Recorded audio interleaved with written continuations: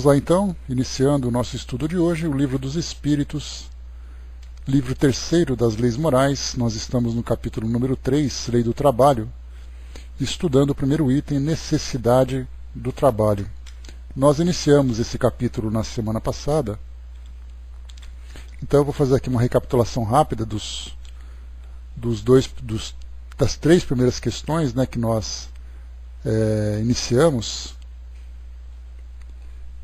E começa assim, né, na 674, Kardec pergunta, né, se a necessidade do trabalho é uma lei da natureza, entendendo, né, que se é natural para nós, todo mundo tem que fazer alguma coisa, todo mundo se mobilizar, todo mundo tem que ter alguma atividade, se isso é algo normal, se isso é algo natural para todos nós.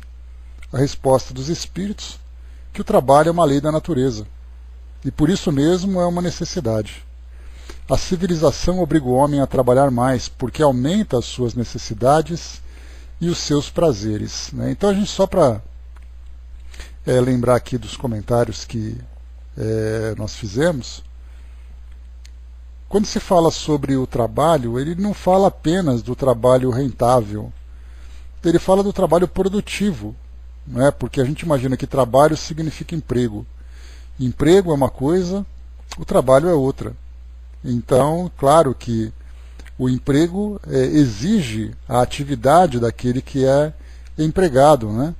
Mas, independente da renda que se recebe, como por exemplo, para a própria sobrevivência, há a necessidade do indivíduo tomar iniciativas, desenvolver ideias, desenvolver raciocínios, para que ele possa então fazer com que as suas necessidades sejam atendidas. Nessa resposta, ainda acrescentam os espíritos que quando nós vivemos em civilização, nós temos mais necessidade de trabalho, porque nós não trabalhamos apenas para nós mesmos, né? Imaginando naquela época primitiva, onde os homens viviam em pequenas comunidades para poder sobreviver, todo mundo trabalhava em função do outro, né? Dentro ali do possível.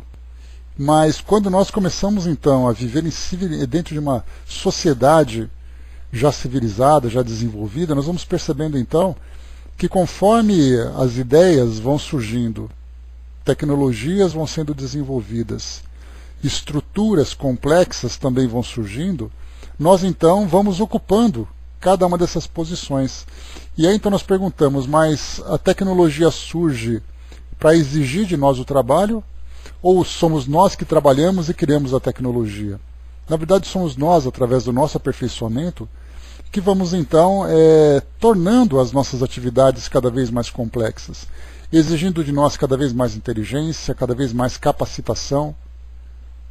E falamos isso do mais básico, né? Então, além disso, além das próprias necessidades, o atendimento também dos nossos prazeres. E esses prazeres, né, dizem respeito, por exemplo, às nossas posses, aquilo que eu desejo ter. Então eu quero comprar uma roupa, eu quero comprar um celular, eu quero comprar um carro, quero comprar um imóvel, seja lá como for, eu preciso trabalhar e muito para poder conquistar.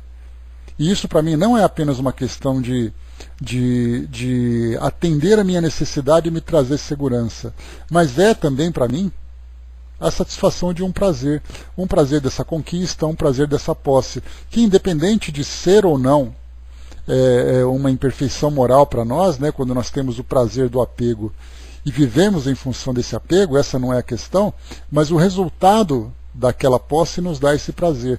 E, portanto, então, nós queremos cada vez mais.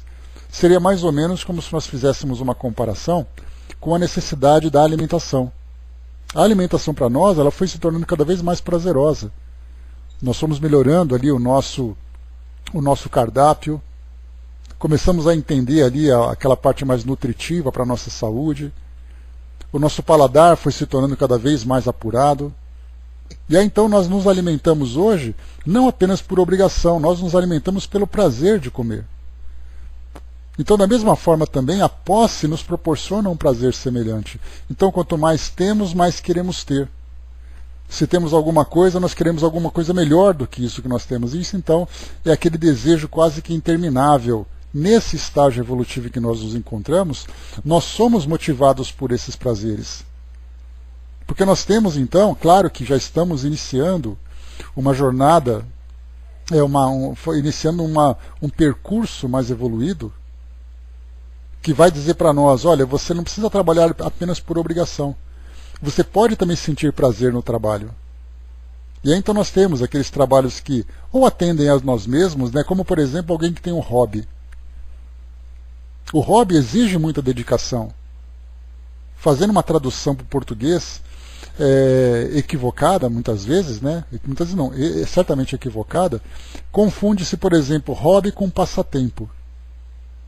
Tentando fazer uma tradução do que significa um hobby.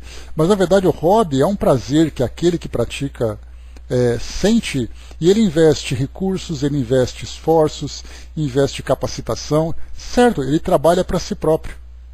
Isso acaba não trazendo grandes benefícios para a sociedade, pelas necessidades que a sociedade tem. Mas ele desenvolve as suas capacidades através daquela atividade. Então outros trabalham para si mesmos, por exemplo, alguém que se dedica aos cuidados de plantas. Aquilo que ela está fazendo não vai mudar em nada a história da humanidade. Nenhuma contribuição significativa para a humanidade, mas ela se desenvolve pela sua capacitação. Então cada um vai desenvolvendo ali, cada um vai praticando alguma atividade que vai desenvolver um aspecto de suas potencialidades. E aí então a gente tem também, conforme o tempo vai passando, a gente vai percebendo que há necessidade da nossa participação num trabalho mais social, num trabalho mais coletivo, independente da remuneração. Então nós vamos então começando um trabalho voluntário, tendo ali alguma iniciativa para ajudar o outro numa pequena atividade, numa grande atividade.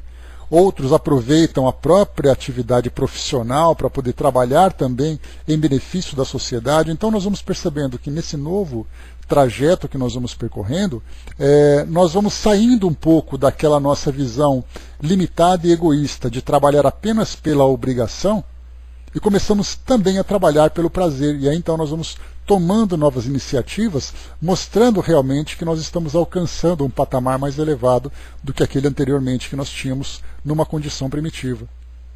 Eu não trabalho pela minha sobrevivência porque eu sou obrigado, e só trabalho para isso. Então eu só saio ali só me desencosto ali daquela parede, daquela árvore onde me encontro encostado, para poder pegar o que comer e depois eu volto para lá. Já é diferente, eu começo então a fazer esse trabalho para atender às minhas necessidades e vou além, porque eu percebo que eu tenho mais potencial de fazer muito mais do que apenas aquilo que é o essencial. Essa consciência que nós temos já é algo significativo.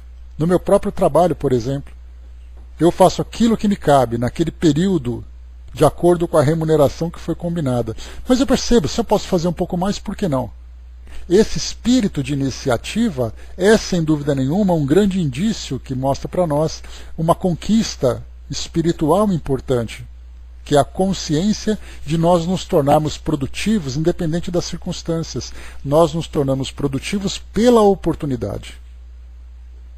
E é isso que nós encontramos então no mundo espiritual, ao lermos os relatos dos espíritos, principalmente aqueles que estão em plena atividade. Qualquer oportunidade é oportunidade de fazer alguma coisa. Nós não temos, por exemplo, dentro dessa grande legião de trabalhadores, aqueles que dizem, não, não vou fazer porque não é minha obrigação. Não, não vou fazer porque está fora do meu horário. Não vou fazer isso porque eu não ganho nada em troca. Nós não temos esse tipo de argumento. E que espíritos que argumentam dessa forma são aqueles exatamente que estão ainda com a consciência presa no mundo material, limitados ainda aos seus instintos primitivos, ao seu egoísmo, aos valores ainda inferiores, não alcançaram ainda essa conscientização. Então, quando nós começamos a desenvolver essa percepção, nós vemos então que a lei da natureza não precisa mais me empurrar para fazer alguma coisa. Eu trabalho em prol da lei da natureza. Né? A Andréa colocou, né, já pensou se o nosso maravilhoso anjo da guarda falasse isso? Né? Já pensou? Não, agora eu não posso fazer nada, isso é obrigação sua. Então, por isso, é importante a gente sempre lembrar e fazer uma análise pessoal. Porque nós temos que procurar aquele autoconhecimento. Se por acaso surge a oportunidade de fazer alguma coisa por alguém, qual desculpa nós inventamos quando nós fazemos isso? Qual é a nossa justificativa para não fazer aquilo? e do fundo do coração eu não faço porque eu não posso, ou eu não faço porque eu não quero? Porque nós tivemos exemplos, né? Aqui basta a gente lembrar, né, o trabalho do próprio Chico entre nós, que a referência que nós temos de um trabalhador, independente de ser espírita, mas um homem ativo, foi ele. Então, quer dizer, se nós nos compararmos a ele, eu fico pensando nisso muitas vezes, quando surge alguma situação, aí a gente dá aquele corpo mole, poxa, hoje eu não estou afim de fazer, né, vou tentar empurrar para amanhã, vou ver se outra pessoa pode fazer isso no meu lugar, e coisa e tal. Eu fico pensando, se isso fosse colocado por Chico, né, como eu sempre brinco com vocês, que ele é minha grande referência de transformação moral, né? Então eu fico pensando, bom, essa é a minha referência. E aí então nessa hora eu coloco, se fosse ele, qual seria a resposta? Aí então ele diria, né, sem dúvida nenhuma que faria. Salvo se alguma coisa realmente o impedisse de fazer. Aí eu dou aquela chacoalhada na cabeça e falo, tá bom, vai, vamos fazer. Aí começa a fazer resmungando, né, com aquela coisa bem não com tanta boa vontade, né? Mais fácil, né? Mas a gente vai alcançando até chegar o momento em que a gente diz, olha, eu preciso de alguma coisa, você pode me ajudar? É na hora, sim, claro. Do que você precisa? Ah, mas é difícil. Mas, André, o detalhe que a gente percebe é que a tentativa, embora nem sempre bem sucedida, é uma iniciativa. Se nós olharmos para o nosso mundo hoje, nós vamos perceber que grande parte da nossa sociedade não tem qualquer preocupação em fazer alguma coisa pelo outro, a não ser que receba alguma coisa em troca. Existe ainda essa barganha, eu faço se me der alguma coisa em troca. Se nós estamos tentando, significa que nós estamos ainda aprendendo com erros, com acertos, mas de um modo geral as pessoas nem tentam. Só fazem aquilo que realmente é do interesse delas. Então significa que nós certamente já estamos ali num patamar a mais. Basta apenas que a gente dê uma desenvolvida nesses nossos valores, né? Sim, a gente tem que reconhecer os nossos esforços. Nós temos muito o que fazer? Sim, mas também nós já fizemos muito. Isso é que é fundamental. Na outra questão, no fim das contas eu estou fazendo uma revisão, na verdade estamos fazendo outro estudo, né? Questão 675. Só devemos entender por trabalho as ocupações materiais? Não. O espírito também trabalha como corpo. Toda ocupação útil é trabalho. E é então aquela história, né? Cheguei a comentar com vocês, de que imaginando que somente aparenta um trabalho quando exige o esforço físico. Quando eu digo, por exemplo, né, eu só transpirei, estou cheio de dores, minhas mãos estão calejadas, só dessa forma que eu entendo que o trabalho vale a pena. Aquele, por exemplo, que se desenvolve intelectualmente através de um estudo, aquele que procura fazer alguma coisa, por exemplo, sem esperar remuneração, esse tipo de trabalho não é reconhecido. Quando alguém diz assim, olha, você trabalha onde? Aí nós começamos a disputar, né? Qual é a empresa que a gente trabalha, se a empresa é muito importante ou pouco importante. Ninguém pensa na quantidade de trabalho que nós fazemos. Mas eles ficam imaginando assim, quanto que você ganha pelo trabalho que você faz? Ah, você trabalha em que empresa? Não, eu não trabalho, eu sou voluntário. Ah, tá, então você é voluntário. Sendo que como voluntário, ele não apenas pode trabalhar muito mais do que o outro, como ele trabalha por vontade própria, ele não trabalha por obrigação. Porque aí nós entramos naquela ideia, né, que eu já comentei com vocês. E se por acaso essa pessoa ganhasse na loteria? Ela continuaria empregada trabalhando? A grande maioria não. Ia pegar o dinheiro e ia começar então a desfrutar dos prazeres que o dinheiro tem. E aquele que tem trabalho voluntário, ele deixaria de trabalhar? Com loteria ou sem loteria, ele continuaria sendo, porque isso é uma iniciativa do espírito. Por isso, então, as ocupações materiais, primeiro, pensando exatamente no esforço físico daquele trabalho. Conceição, bom dia. Depois nós pensamos na remuneração daquele trabalho. Pensamos no reconhecimento daquele trabalho. E, por fim, nós falamos das iniciativas voluntárias que cada um tem. Sendo que essas finais, que são aquelas que são motivadas pela vontade que o indivíduo tem, são aquelas que realmente são consideradas na evolução espiritual. As demais, todas são feitas por obrigação. E nessa obrigação, nós voltamos para a questão 874, que a necessidade do trabalho é uma lei da natureza, ou seja, é uma obrigação nossa. Então, enquanto eu estiver ainda nessa condição, o nosso mundo físico vai dizer, olha, se você não trabalhar, você não ganha dinheiro, se você não ganha dinheiro, você não come, você não sobrevive, você não tem onde morar, você não tem como estudar, você não tem como fazer nada. Então você é obrigado a trabalhar. Aí você pega esse indivíduo que trabalha por obrigação aqui no mundo físico e coloca no mundo espiritual, em que lá ele não vai ter remuneração nenhuma. Aí, como nós vimos, né, no que André Luiz traz para nós em Nosso Lar, que ainda existe, né, aquele sistema de recompensas do chamado bônus horas, né, que tem nas colônias, exatamente para motivar esses espíritos que ainda se encontram nessa ideia da troca, que é uma necessidade que eles têm. Já os outros que trabalham por iniciativa, essa recompensa vem como consequência, não como estímulo. A maioria ainda trabalha por estímulo. Então aqueles que trabalham, embora ainda estimulados, né, em algumas circunstâncias, mas têm ali as iniciativas, esse já deu um passo à frente. 676. Por que o trabalho é imposto ao homem? E aí então nós vimos, né, na semana passada, que é uma consequência da sua natureza corpórea. É uma expiação e ao mesmo tempo um meio de aperfeiçoar sua inteligência. Ou seja, né, é a necessidade que faz o sapo pular, né, que diz assim o ditado popular. Então, se há necessidade que faz ele pular, é a necessidade que vai nos mobilizar. E aí então nós temos que, através da nossa vida em sociedade, como foi colocado lá em cima na primeira resposta, que a vida em sociedade exige de nós mais esforço, exige de nós maior participação. E aí então a gente tem que encontrar os recursos necessários para nós alcançarmos, né, satisfazermos essas necessidades. Então, se por acaso eu tenho que ter uma remuneração maior, isso vai exigir de mim um estudo.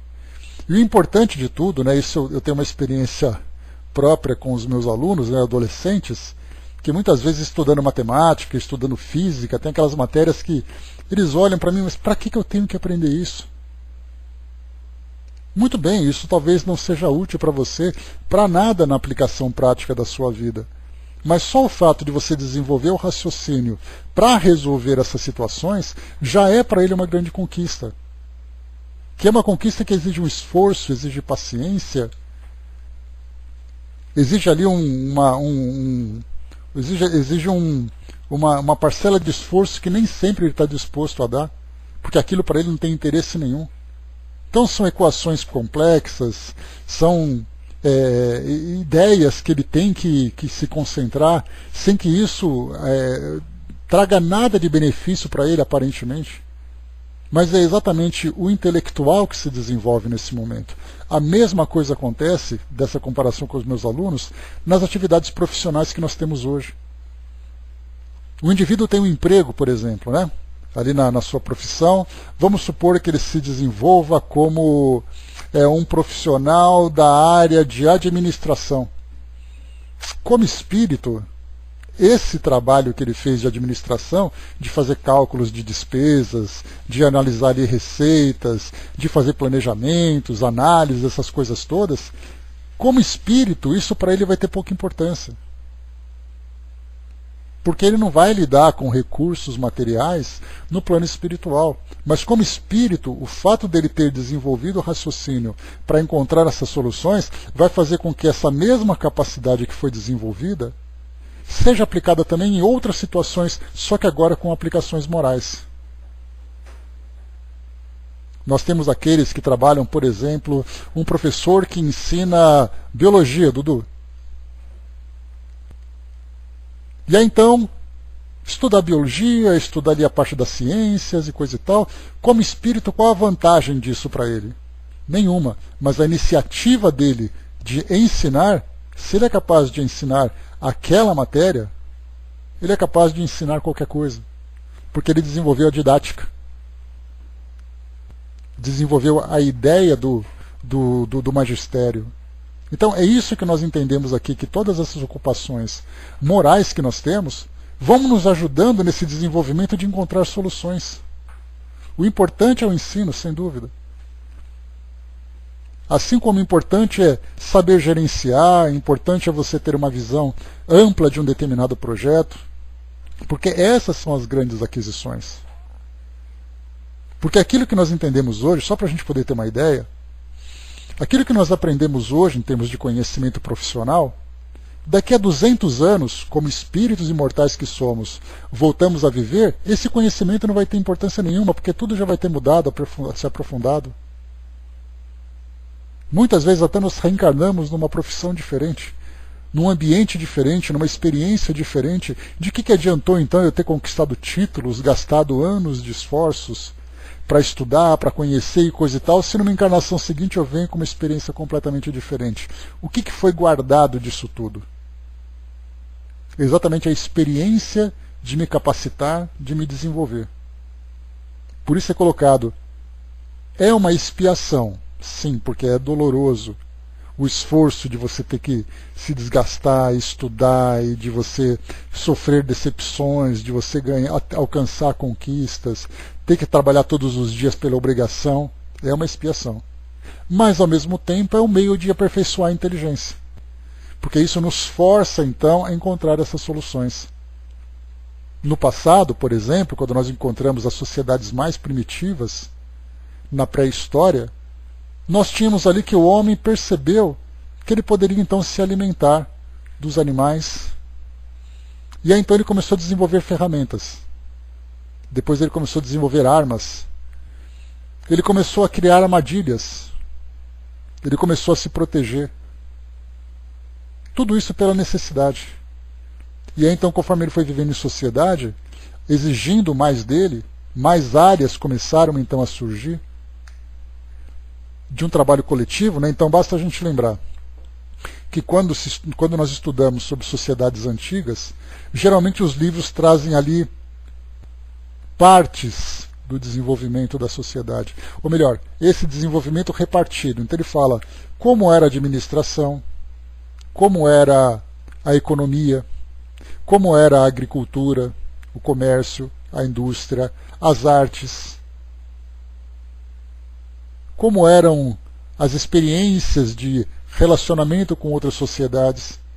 Então nós vemos que toda essa complexidade surgiu exatamente por essa convivência em sociedade que nós alcançamos.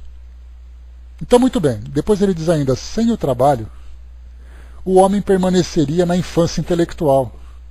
Eis porque ele deve a sua alimentação, a sua segurança e o seu bem-estar ao seu trabalho e à sua atividade. Ou seja, né, nós somos obrigados a trabalhar para poder ter tudo isso. Ao que é de físico franzino, Deus concedeu a inteligência para compensar, mas há sempre o trabalho, um trabalho intelectual.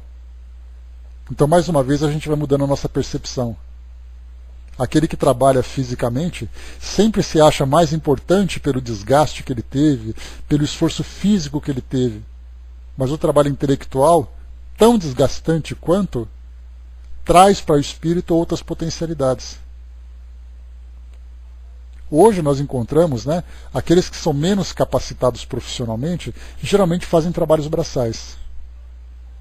É o caso, por exemplo, daqueles que trabalham em construção, é aqueles que trabalham na agricultura, é aqueles que trabalham com serviços domésticos. São trabalhos braçais, que trazem ali desenvolvimento. Ele tem que analisar o trabalho, a atividade que ele está fazendo. E aqueles que vão se capacitando cada vez mais, começam então a entrar no campo da inteligência. Porque aí então são decisões que ele precisa tomar baseada numa análise mais complexa. E somente através dessa capacitação intelectual é que ele pode fazer isso. Na questão 677, que é o tema de hoje, por que a natureza provê por si mesma a todas as necessidades dos animais? Quando a gente assiste àqueles documentários, né, que eu passei para vocês quando nós falamos dos 3 reinos, nós vemos como tudo é perfeito, né? Cada animal adaptado àquele ambiente, onde ele encontra abrigo, onde ele encontra alimentação, onde ele encontra o acasalamento, a sua vida em comunidade, adaptado àquele habitat. Claro, né, que pelos estudos de Darwin, quando fala sobre a seleção natural, certamente isso foi um fator importante na adaptação desses animais àquele ambiente. A própria natureza foi selecionando aqueles que eram mais capacitados. E aqueles que eram menos capacitados foram perecendo. Mas aí nós vemos que nessa adaptação ele começou então a encontrar tudo de uma forma praticamente, entre aspas, né, gratuita. Porque tudo que ele procurava ele encontrava. Mas ali nós percebemos, né, que mesmo nesse ambiente onde ele tem tudo, ele depende do trabalho para poder fazer isso. E nós encontramos assim as situações das mais curiosas nesse mundo. Me lembro de ter visto um episódio que mostravam pássaros que viviam num lugar muito seco.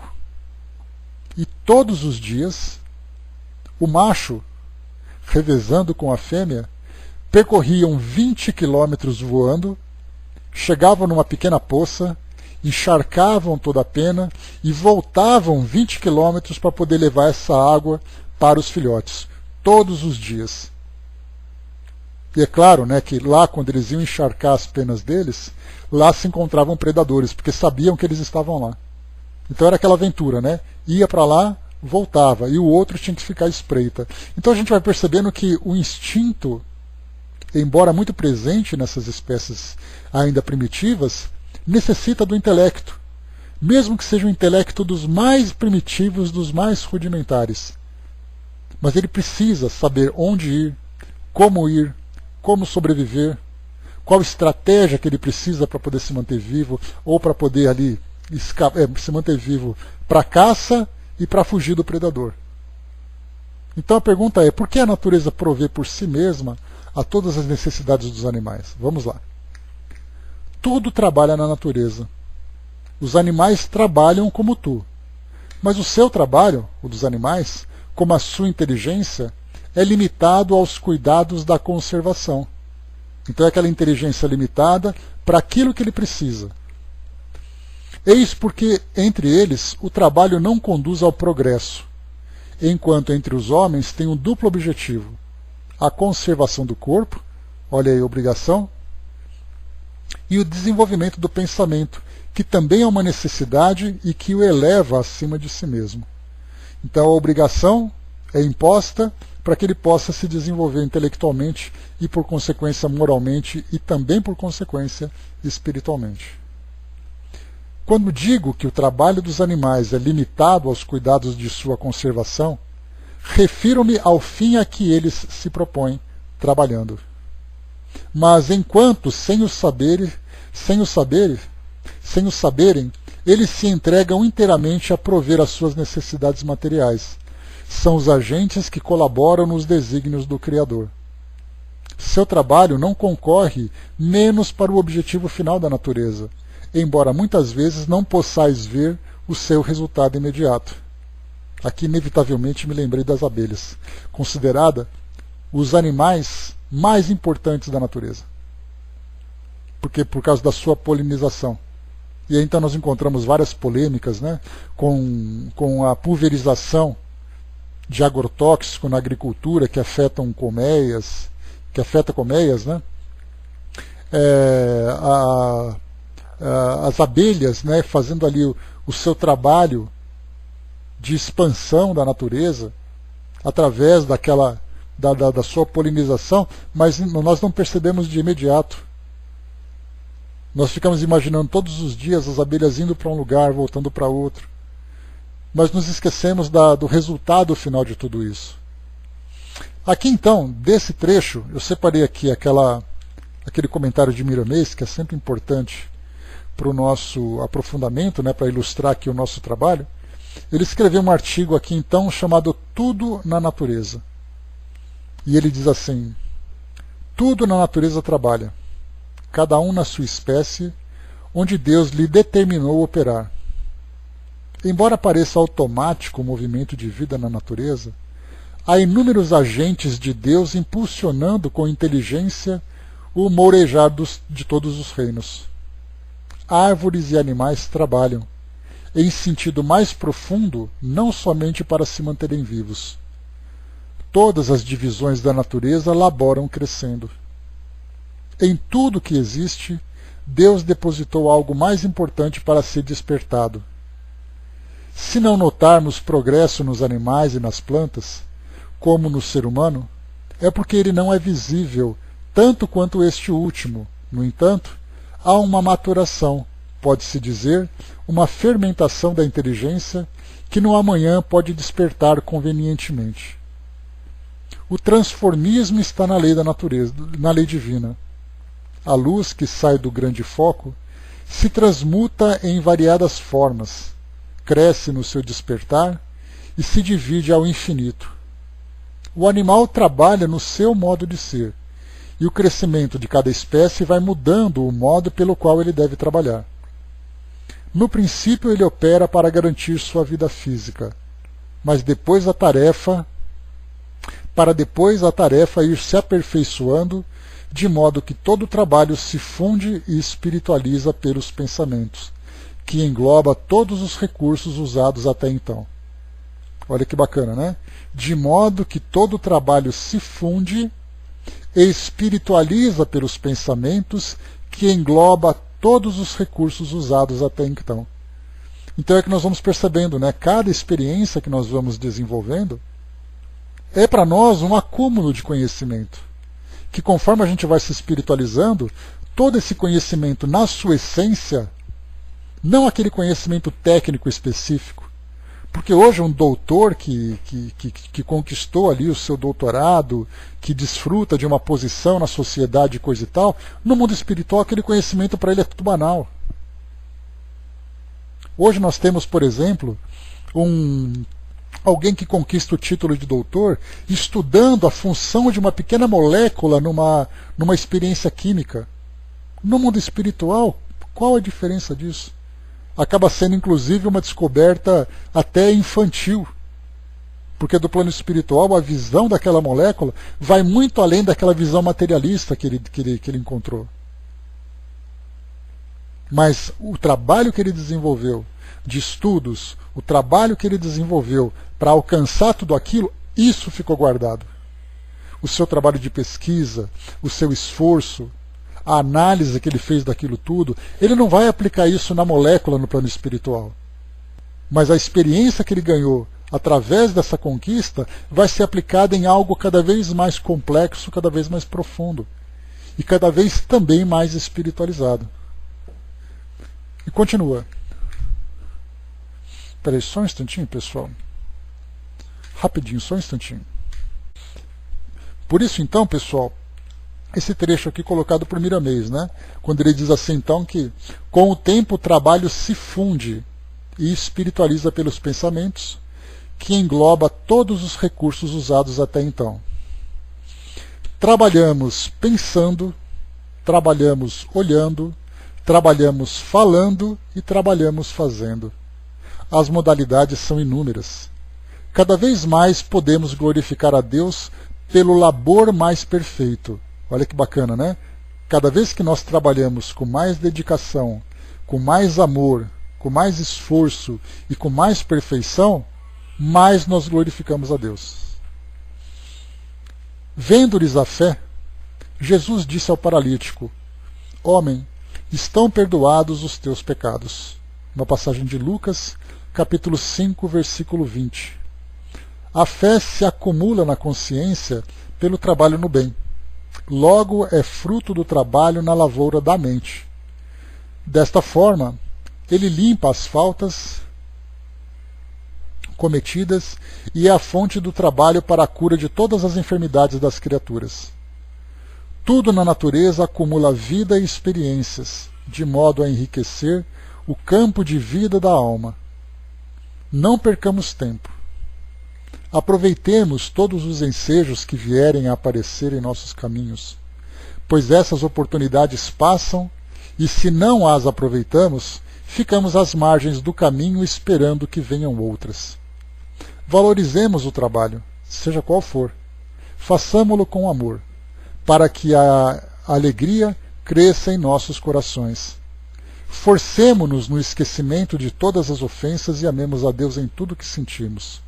Passemos a amar igualmente ao próximo com todo empenho, que esses gestos far-nos-ão conhecer a verdade e nos tornará mais livres. Em muitos casos, um sorriso é um bom trabalho. Ele pode levar às criaturas mais vida e mais esperança, dependendo dos sentimentos que conduzem essa expressão de amor. Mesmo cuidando de nós mesmos, não nos esqueçamos da perfeição espiritual. Que o ato de lavar o corpo, de vestir a roupa, de comer, de respirar, sejam todos perfeitos em harmonia, porque a harmonia é trabalho para a nossa paz. Aqui no final, então, ele coloca, né, que o trabalho, o ato de lavar o corpo, vestir a roupa, de comer, de respirar, nesse caso a gente coloca, né, principalmente do nosso asseio pessoal, não é uma questão de se você se manter limpo fisicamente, de você escolher uma roupa que seja apresentável, de você se alimentar adequadamente. O que nós falamos aqui é da harmonia e da disciplina. Mais uma vez, no plano espiritual, ninguém precisa tomar banho, ninguém precisa se alimentar. Mas a disciplina que nós aplicamos nesses atos do nosso cotidiano fez toda a diferença. E um ponto importante também aqui, enquanto eu li esse trechinho, me veio aqui uma ideia importante, que muitas vezes nós escolhemos uma atividade que para nós é prazerosa. E aí então, se essa atividade que eu gosto ainda me traz uma remuneração, aí então eu posso me considerar uma pessoa feliz. Mas nem por isso a minha vida aqui no mundo material deixa de exigir de mim esforços além daquilo que eu gosto. Porque tem coisas que nós gostamos e tem coisas que nós precisamos. Muitas vezes o nosso desenvolvimento exige um conhecimento, exige um esforço que nem sempre nós estamos dispostos a fazer. E aí então a vida nos impõe esse tipo de trabalho. E essa imposição da natureza nos obriga a desenvolver aspectos da nossa personalidade que correriam o risco de ficarem estagnadas caso dependesse da nossa boa vontade. Imaginar, por exemplo, o artista. O artista trabalha. Trabalha com sua inteligência, trabalha com sua criatividade, trabalha as suas habilidades. Mas e se ele só tivesse que fazer isso na vida? O que seria dos seus outros valores, dos seus outros sentimentos? Por isso, então, estar encarnado vai obrigá-lo a trabalhar pelo seu esforço, a negociar o resultado da sua produção, a receber ali a aceitação ou a rejeição por aquilo que ele faz. Vai aprender a conviver em sociedade, porque ele vai ter que não apenas sobreviver e não apenas viver, mas ele vai ter que aprender a conviver também. E isso tudo, da vida aqui material, é uma necessidade que nós temos, porque do contrário, ele viraria aquele misógino, aquele cara isolado no meio do nada, vivendo sozinho. Para ele, basta que ele tivesse, por exemplo, um pintor, que ele tivesse a sua tela, pintando seus quadros e deixando ali. Nada mais importa para ele. Para ele. Mas a natureza vai exigir dele esforços além daquilo que ele precisa. Então nós poderíamos dizer assim, se eu pudesse, eu viveria de trabalho voluntário fazendo aquilo que eu gosto. Só que nem tudo que você gosta é bom. Bom o suficiente para você se desenvolver. É igual a gente pegar assim aqueles alunos, nossa, eu adoro a escola. Se eu pudesse, eu nunca sairia dela. E o que seria das suas outras potencialidades? O que seria de todo aqueles recursos adormecidos que estão esperando um estímulo para poderem se desenvolver, para poderem se aflorar? Então por isso que ainda para nós é uma imposição. Nós fazemos aquilo que nós gostamos e nós fazemos aquilo que nós precisamos. Geralmente, aquilo que nós precisamos é o mais importante. Cheguei a comentar com vocês sobre o trecho do filme Gladiador, né, em que tem uma fala que diz assim: na maioria do tempo eu faço aquilo que eu preciso, eu faço aquilo que eu devo, no restante eu faço aquilo que eu quero. E é exatamente como a vida funciona.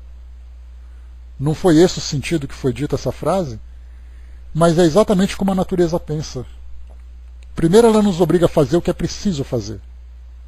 O que sobra de tempo, nós fazemos o que nós gostamos. Porque do contrário, nós ficaremos estagnados, cada um fazendo só aquilo que quer, como uma criança. Pergunta para uma criança, se você pudesse fazer só o que você gosta, o que você faria? Ou ficaria brincando o tempo todo, ou ficaria vendo televisão o tempo todo, ou comendo porcaria o tempo todo? E o resto? Seus intelectos, seus valores, suas capacidades, simplesmente ficariam estagnadas. Então, como nós somos ainda, de certa forma, crianças espirituais, a vida então exige de nós esses esforços. Porque aí então nós passamos a maior parte do tempo fazendo aquilo que nós devemos fazer. Por isso então a nossa reencarnação, ela vem programada com todos esses elementos. Você vai reencarnar naquele grupo, naquela sociedade, desenvolvendo esse tipo de atividade, porque você precisa desenvolver esse seu potencial. E aí então depois, com o passar do tempo, a gente vai então, como foi dito aqui no nosso texto, a gente vai então fundindo todos esses conhecimentos em prol da nossa espiritualização. Continua aqui Kardec então perguntando na questão 678. Muito bem, né? A gente tem falado bastante aqui sobre a espiritualização através das conquistas intelectuais e morais que nós vamos alcançando, né? Então nós imaginamos que conforme o tempo vai passando, a gente vai se tornando cada vez mais espiritualizado, cada vez mais aperfeiçoado. Quais as características de trabalho desses espíritos mais evoluídos? Nós vemos muito nos livros de André Luiz, por exemplo, as caravanas, né, em que grupos vão ajudar aquele grupo, depois volta, o outro espírito vai lá para aquele grupo, depois ajuda e volta e coisa e tal, volta ali para o seu ambiente natural, né, para o seu habitat natural. Mas aí então a gente pensa, mas o que fazem exatamente os espíritos? Tá certo que a gente sabe que eles estudam, que eles trabalham, que a caridade ali é o ponto de referência para todos, mas de uma forma mais detalhada, como isso acontece? O que fazem esses espíritos conforme eles vão se aprimorando? Eu fiz uma comparação uma vez sobre as nossas provas morais. Hoje as nossas provas morais elas estão muito vinculadas às expiações também. Toda expiação é uma prova, mas nem toda prova é uma expiação, nós sabemos.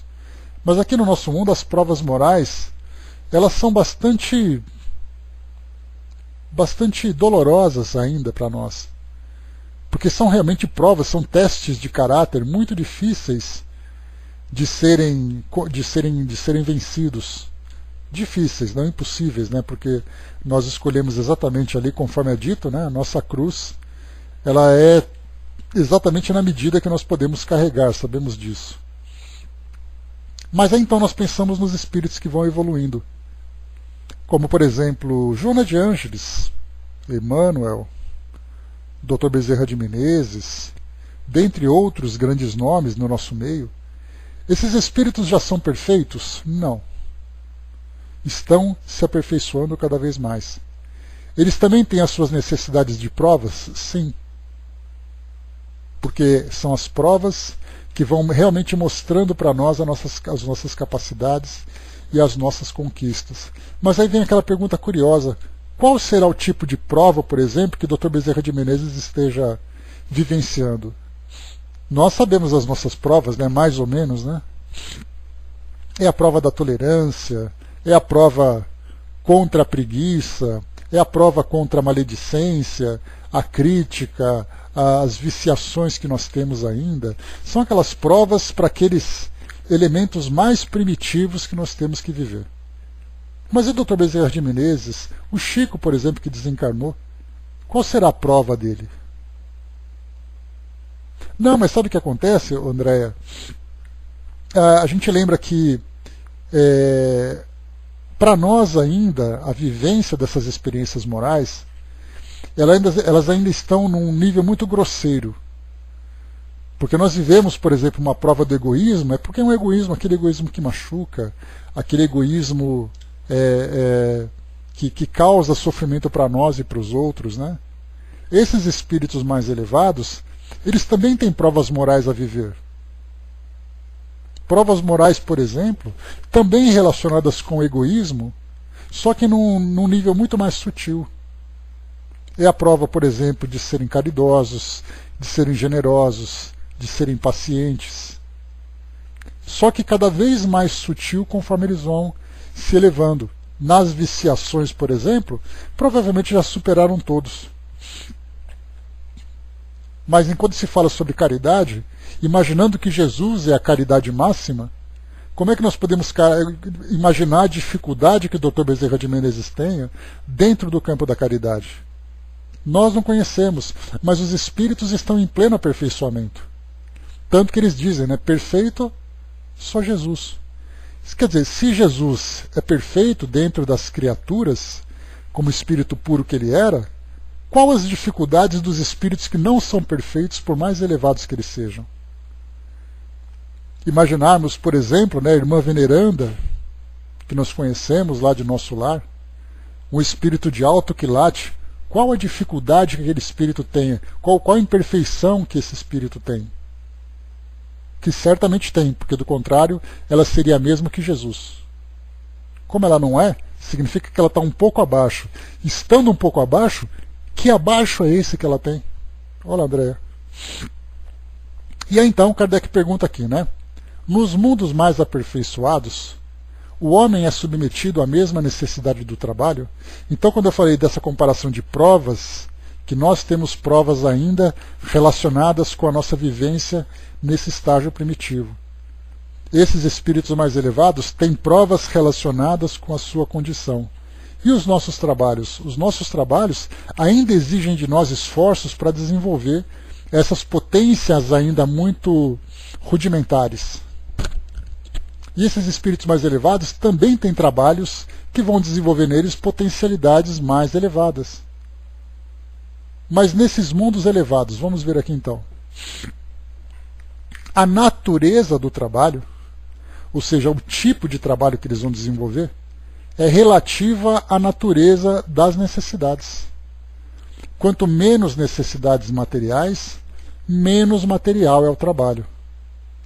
Menos material, mas não diz que eles vão trabalhar menos. Mas não julgueis por isso que o homem permanece inativo e inútil. A ociosidade seria um suplício, em vez de ser um benefício. Para falarmos então de mundos mais elevados, de espíritos mais elevados, leamos então aqui o que diz Miramês com relação a esse tema. Isenção da lei é o título do nosso capítulo. Bom dia, Regina. Ninguém se encontra isento da lei do trabalho, pois se ele se multiplica ao infinito, Deus não iria deixar de aplicar a sua lei a todas as criaturas, somente porque alguma delas possuem bens materiais. Peraí, deixa eu ver uma coisinha aqui rápida, se eu estou lendo certo. Ah, está aqui. Estou lendo o texto errado, pessoal, desculpe. Em mundos superiores, é o título aqui do nosso estudo. Fugir do trabalho é isentar-se dos meios pelos quais vêm os ensinamentos espirituais. Então lembremos sempre, todo trabalho nos proporciona um ensinamento espiritual, por mais ignorantes que nós sejamos sobre isso. Mais uma vez, né, a gente trabalha braçalmente ou intelectualmente, sem levarmos em consideração o aperfeiçoamento da atividade que nós realizamos, não o trabalho em si. Porque aquele trabalho pode ser um trabalho muito específico. Alguém, por exemplo, que trabalha agora em época de Páscoa, né, Miriam? Em época de chocolate, uma pessoa que trabalha numa fábrica de chocolate. Não é o chocolate em si que está valendo a pena para ela, mas é o capricho, a organização, a dedicação. Essa é a essência do que ela faz. a responsabilidade, o cuidado em fazer aquilo. Um trabalho, por mais simples que ele possa parecer, em termos materiais aos olhos da sociedade, mesmo esse tipo de trabalho vai desenvolver potencialidades. Por isso, toda atividade traz para nós um ensinamento espiritual. E continua. Trabalhar é viver. Tudo no mundo se agita, em se formando belezas imortais. A lida para a humanidade é de acordo com as suas necessidades de despertamento. Ou seja, quanto mais adormecida se encontra a sociedade, ou se encontra aquela comunidade espiritual, mais doloroso, mais duro é o trabalho que ela tem que realizar. Porque aí então, ou a gente desperta pelo amor, ou desperta pela dor. Geralmente o trabalho é responsável por provocar essa dor. A dor do esforço, a dor da insatisfação, de você ter que fazer aquilo que você não gosta. Lembra, a maior parte do tempo nós fazemos o que nós precisamos. No restante, naquele pouco que sobra, nós fazemos aquilo que nós queremos. Nos mundos superiores, bom dia, professor. Nos mundos superiores, certamente é que o labor é relativo às suas necessidades.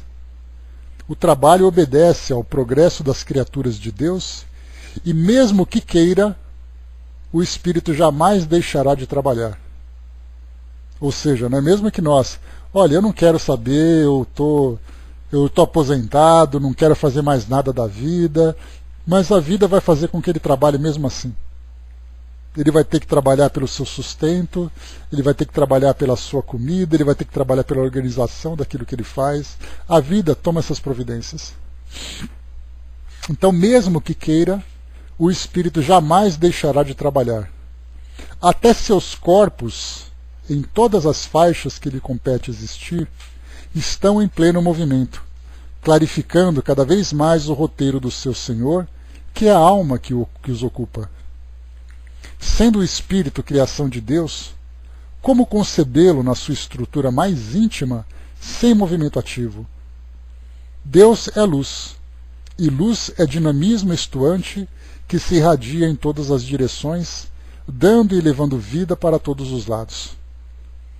O espírito foi criado simples e ignorante, e como tal carece, pelo trabalho e pelas vidas sucessivas, de despertar para viver melhor. Então aqui nós encontramos a lei natural que também toma suas providências. Aquele espírito que resiste o máximo que puder para fazer qualquer tipo de trabalho, vivendo apenas daquilo que é o absolutamente necessário, como diz ali o Simba e o Timão lá do Rei Leão, necessário, somente o necessário, o extraordinário é demais. Então, nesse caso, o espírito que cria essa resistência, ele naturalmente, numa existência seguinte, é colocado numa condição em que as suas necessidades mais básicas dependerão do seu esforço. Nem que ele tenha que levantar e revirar um lixo para tirar comida, mas ele vai ter que fazer isso todos os dias. Mesmo que ele seja um nômade, sendo empurrado pelas circunstâncias, pelo clima, pelas revoltas, pela rejeição que ele sofre, ele vai ter que se levantar e ficar trocando de lugar todos os dias. Esse é o trabalho que ele vai ter que fazer. Quem está em estado de sono se encontra inativo até certo ponto, mas não sem movimento. Mesmo quando nesse estado a alma trabalha e os seus corpos se movem. Notamos nos espíritos primitivos certa lentidão, mas nunca paralisação. Quanto mais inferior o espírito, mais lentos são seus movimentos. Quanto mais evolui, mais acelerado o seu dinamismo buscando harmonia. O que não observamos nos sentidos físicos é o que se expressa com mais velocidade na intimidade.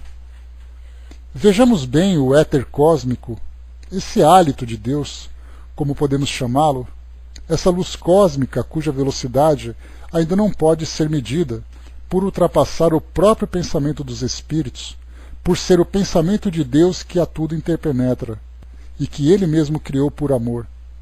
Esse flúvio divino é o amor do Todo-Poderoso, que tem o poder de se transformar pela força que lhe emprestam os sentimentos. E esse é o trabalho dos agentes do Senhor na transformação dessas bênçãos, criando mundos e sóis, como sendo os co-criadores das belezas do universo. Contudo, somente Deus dirige a tudo com sabedoria, porque a harmonia total está nele, e somente nele. O maior dom da vida humana e do espírito é o pensamento, cuja força manejada com amor faz prodígios. Estamos na época da florescência da mente. Procuremos, pois, estudar nossas forças, mas acima de tudo procuremos empregá-la como Jesus nos dá exemplo. Tudo é trabalho.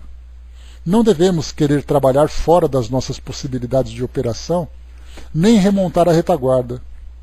Se nos mundos superiores o trabalho é feito em relação à evolução das almas ali estagiadas, ele deve, nesses mundos, prosseguir no ritmo que o progresso traçou.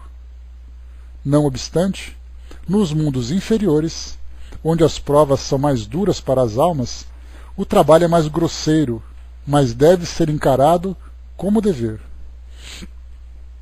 Existem instâncias divinas em que os espíritos suprem todas as suas necessidades pela força do pensamento, e Jesus deu prova disso multiplicando pães e peixes, transformando água em vinho e simplesmente com o toque de suas mãos curando os enfermos. Quando ele acionava seu verbo, levantava caídos e fazia voltar as almas aos corpos. A lei do trabalho é a mesma em todos os mundos habitados. Contudo, os modos de operação são diversos, de acordo com as necessidades dos espíritos.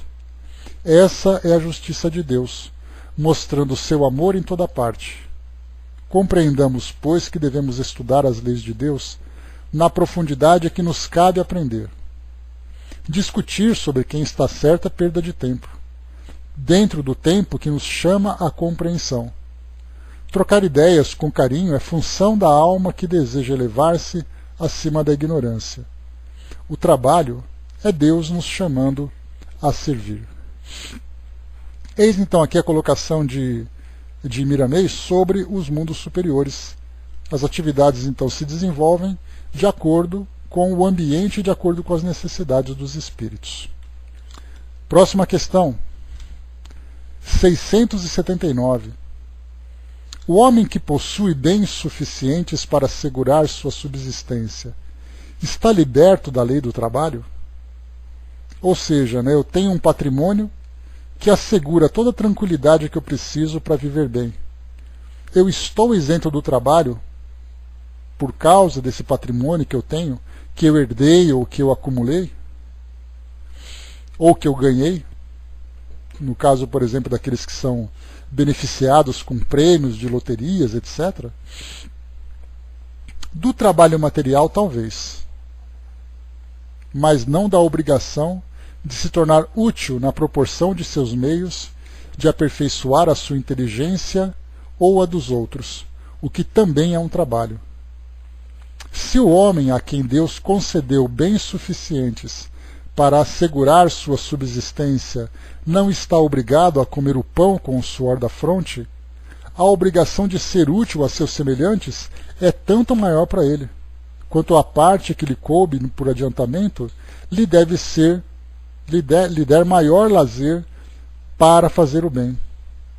Ou seja, aqui nós temos então aquele que não precisa trabalhar para poder se sustentar, dispõe de muito mais tempo e condições para poder se tornar útil.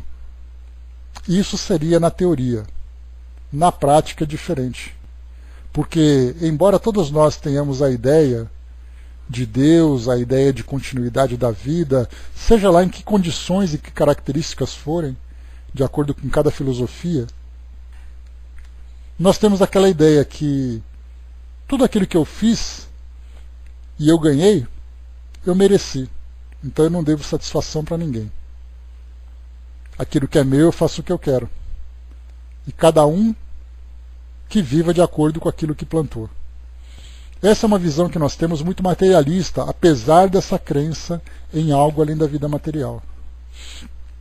Quando nós começamos a entender a lei do trabalho, que ela existe exatamente para desenvolver em nós esse potencial, esse conforto nos dá condições de trabalhar com menos esforços, é claro, pelo menos dentro do campo material, para o nosso desenvolvimento, já que nós dispomos de recursos para isso, e também temos a oportunidade de auxiliar aqueles que também precisam se desenvolver.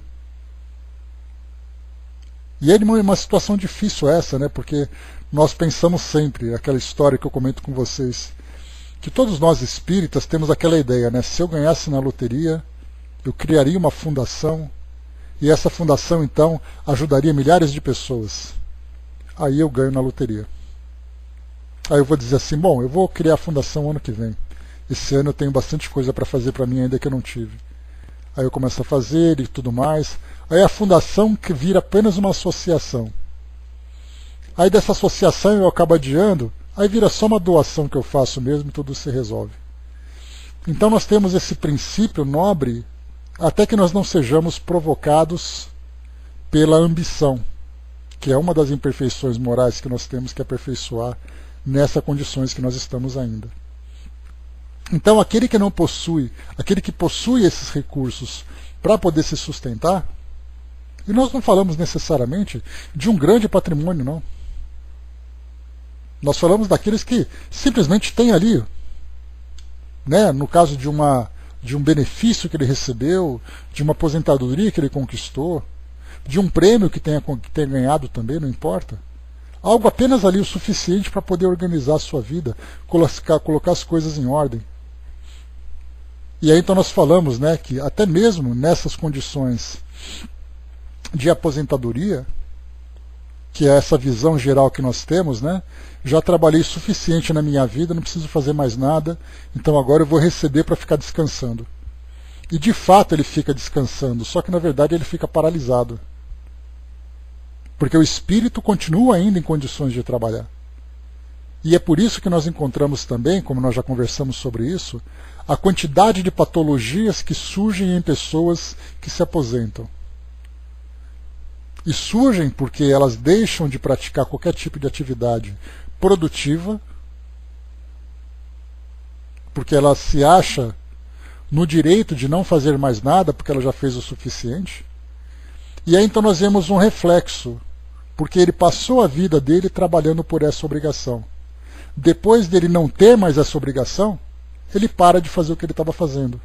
Isso mostra que aquilo que ele fazia era realmente para a sua sobrevivência. Porque ele não tinha, como nós conversamos no início do nosso estudo, as iniciativas de fazer alguma coisa pelo prazer de fazer. O prazer que ele tinha eram as conquistas que ele alcançava em virtude das obrigações que ele tinha que cumprir. A partir do momento em que as obrigações cessaram, aí então o espírito encarou a sua realidade. Fazia por obrigação, não tem mais obrigação, não faz mais nada. Aquele espírito que cumpria suas obrigações e tomava as suas iniciativas, no momento em que as obrigações acabaram, as iniciativas permanecem. E ele continua ativo. E nós encontramos isso de um modo geral no nosso mundo, não é só na nossa pequena comunidade. O espírito humano é assim. A lei da natureza não nos obriga a trabalhar. Como nós não compreendemos o objetivo do trabalho, nós achamos então que nós temos o direito de descansar até que a morte chegue para nós. Porque é assim que todo mundo espera. Vou viver na minha vida enquanto eu der, enquanto puder. Todos os meses meu dinheiro cai na minha conta, eu pago as minhas contas, eu me sustento, então eu preciso só descansar. Vou viver bem a minha velhice. E é interessante que nós percebemos nas propagandas na televisão todos os benefícios que chegam para aqueles que alcançam uma idade mais elevada. Mas são benefícios, por exemplo, você pode ter um ótimo plano de saúde, você pode ter ali fazer uma atividade física, ou seja, são só situações para o indivíduo ter uma vida boa em termos de saúde física e até de saúde mental. mas nós não vemos, por exemplo, um estímulo para aquele indivíduo continuar sendo produtivo. Porque a ideia de produção para nós está relacionada com a remuneração. Então, felizmente, nós temos também na sociedade a ideia de trabalho voluntário. Então, vários programas que passam na televisão mostram ali grupos de idosos que se engajam em atividades voluntárias, grupos de jovens que fazem isso também. Quantas conquistas nós podemos alcançar como espíritos simplesmente dando vazão a essa nossa grande potencialidade. Amaury, bom dia. O Hermes lembrou lá em cima, né? Pode aposentar o corpo, mas o espírito nunca. Como nós temos pouca crença no espírito, né, Hermes? O que importa é a gente deixar o corpo confortável e pronto. A Angelina colocou, né? Não queria ganhar. Tenho uma caminhada simples, mas me satisfaz. A verdade, né, Angelina? A gente lembra, por exemplo, que se nós tivermos uma capacidade de organização certa, esse recurso que nós tivermos pode ser bem produtivo e bem distribuído para dar oportunidade para novos desenvolvimentos. Mas para isso a gente precisa ter um espírito empreendedor, esse empreendedorismo voluntário, não o empreendedorismo visando uma conquista material. Então, quer dizer, aquele que tem capacidade, ótimo, ele vai conseguir administrar bem isso. Para aqueles que não têm, vai ser uma perda, né? Andréa coloca, né, uma vida tão vazia que infelizmente nós encontramos em todas as idades, né, Andréa? Mas ela acaba se tornando principalmente clara dentro dessa condição em que você não tem mais obrigações a cumprir. Aí você sente esse vazio realmente presente. Andréa colocou, né, por isso que entra em depressão, porque fica sem objetivo de crescimento, seja material, seja espiritual. E essa é uma questão muito profunda, né, Andréa? Porque diz respeito ao conjunto de crenças que o indivíduo teve durante toda a sua vida. E aí chega nesse momento crítico, onde ele é realmente posto à prova, ele acaba depois sucumbindo. A Conceição colocou, né, porque algumas pessoas atraem outras com problemas sexuais, ou seja, né, problemas com pornografias, né? No finalzinho eu comento sobre isso, tá, Conceição? Só terminarmos aqui, eu já faço uma abordagem bem rápida sobre essa questão, porque ela é importante também, né?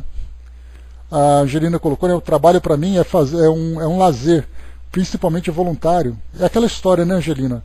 A gente tem ali as nossas obrigações, mas tem também o prazer de ser útil, por vontade própria. Essa é a parte importante que mostra realmente aquilo que nós já conquistamos. Continuando aqui para nós, só mais duas questões para finalizarmos. Não há homens que estão impossibilitados de trabalhar, seja no que for, e cuja existência é inútil? A resposta: Deus é justo e só condena aquele cuja existência for voluntariamente inútil, porque esse vive na dependência do trabalho alheio.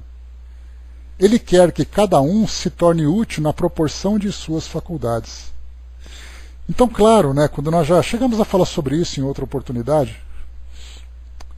Vidas, bom dia. Nós já chegamos a falar sobre isso, que muitas vezes, para alguns espíritos, a vivência material é uma vivência de recomposição, de reorganização de ideias, de valores, pelo fato de ter vivido numa existência anterior situações gravemente problemáticas. Então ele vem para cá para poder organizar a vida dele para a sua auto-organização, vamos dizer assim.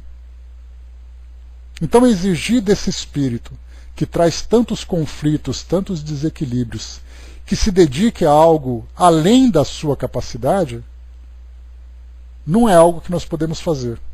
Porque as próprias leis divinas colocam o indivíduo nessa condição para que ele possa se reajustar. Então nós encontramos aqueles que trazem limitações, assim como limitações físicas, assim como limitações intelectuais que nós encontramos aqui no nosso mundo hoje, existem aqueles também que trazem essas limitações psíquicas, que precisam se reorganizar. Então cada um vai sendo útil de acordo com a potencialidade dele, de acordo com as capacidades dele. Nós temos, por exemplo, espíritos que reencarnam em situações bastante complexas. Nós temos aqueles que fazem o pouco que sabem, fazem o pouco que podem, fazem o pouco que compreendem, porque essa é uma limitação do espírito. Mas quando a gente lembra, né, que Deus nos julga pelas nossas intenções, essas intenções são avaliadas. Essas intenções são avaliadas. Porque aí então a gente vai saber se eu estou me colocando naquela posição de ociosidade por interesse ou por verdadeira limitação. E nesse caso, como é colocado para nós, Deus é justo e só condena. Essa palavra condena, ela foi colocada de acordo com o vocabulário que o Espírito tinha na época, né? Mas a gente lembra que a lei de Deus, ela acaba colocando o indivíduo na condição que ele precisa. Não é uma condenação no sentido dogmático que nós conhecemos, né? Então Deus é justo e só condena aquele cuja existência for voluntariamente inútil, mesmo que essa voluntariedade seja muito bem mascarada. Porque ele pode se mostrar, não, eu não posso, porque eu não estou em condições, porque eu estou muito doente, porque eu não tenho capacidade, mas intimamente ele fala assim, que bom que todo mundo acreditou. Ou seja, a sua consciência avalia aquilo que ele faz.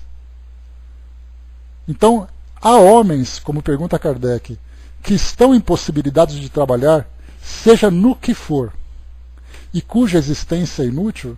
Quando nós falamos seja no que for, nós voltamos para aquele papo que nós tivemos no início, dizendo que não importa o que você faz, o que importa é como você faz. Muitas vezes nós temos indivíduos que reencarnam, trazendo, por exemplo, graves limitações intelectuais. A intenção e a forma como se faz, né, Andréia? Então, aqueles indivíduos que nascem, por exemplo, com uma grave limitação intelectual, uma síndrome qualquer, aquele jovem, aquela pessoa, ou melhor, esse espírito, porque não precisa ser jovem, né?